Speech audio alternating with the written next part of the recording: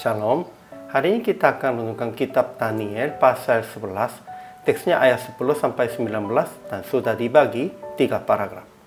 Paragraf yang pertama ayat 10 sampai 12. Seorang dari anak-anak Raja Utara akan maju melawan Raja Selatan, tetapi tentara besar itu akan jatuh ke tangan Raja Selatan. Paragraf yang kedua ayat 13 sampai 17. Raja negeri utara itu akan mengerahkan sejumlah tentara besar kedua kali dan akan melebut kota benteng, akan mendudukinya tanah permai. Paragraf yang ketiga ayat 18 sampai 19. Raja negeri utara akan melebut tanah-tanah pesisir, tetapi seorang panglima akan menghentikan penghinaannya itu. Kesimpulan hari ini, anak-anak Raja Utara akan bersiap untuk berperang dan bergerak maju melawan Raja Selatan.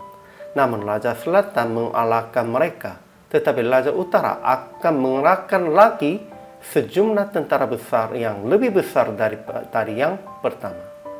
Dia mendirikan kubu pengepungan dan melebut kota yang berbenteng, sehingga raja yang menyerangnya akan berbuat sekehendaknya hati.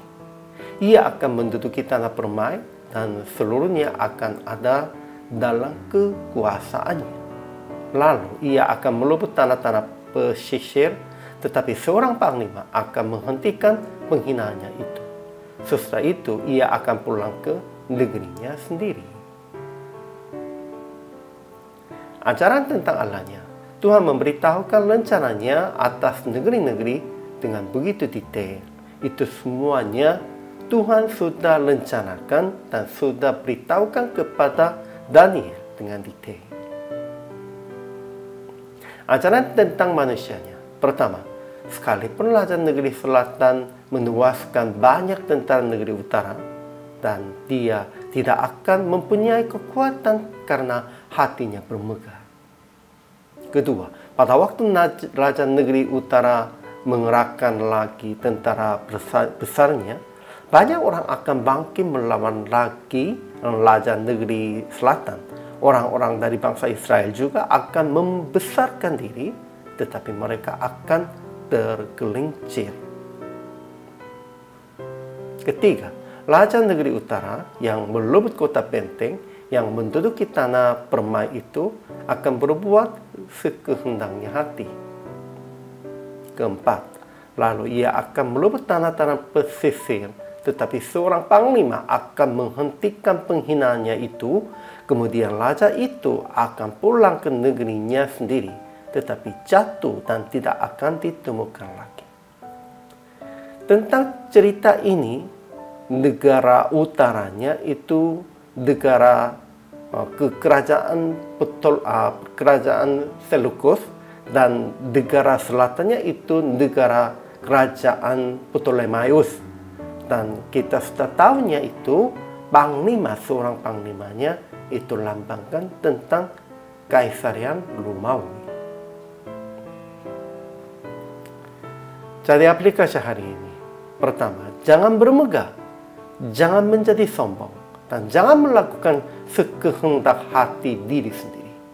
Kita harus memuliakan hanya Tuhan, dan semuanya harus melakukan sesuai dengan kehendak Tuhan. Kedua, ingat, pasti akan termuncul orang-orang yang lebih kuat untuk generasi berikutnya. Memang zaman sekarang kelihatannya saya kuat, saya besar, bermegah, jadi sombong, tetapi jangan begitu. Itu bukan selama-lamanya. Pasti akan termuncul orang-orang yang lebih kuat untuk generasi berikut, sehingga siapapun janganlah bermegah. Ketiga, hanya memuliakan nama Tuhan saja sebagai penguasa sejarah. Betul, Tuhan sebagai penguasa sejarah, ialah semuanya mengatur dengan kehendak Tuhan dalam rancangannya, sehingga kita harus memuliakan namanya sendiri. Akhirnya praktik hari ini memberitahukan tentang Tuhan yang penguasa sejarah kepada mereka yang belum mengenal Yesus, dan menasehatkan tidak akan bermegah dan jangan menjadi sombong. Semua orang percaya dan semua manusia harus melendakkan diri. Inilah kehidupan yang berhikmah. Hari ini juga selama melayani, Tuhan Yesus memberkati.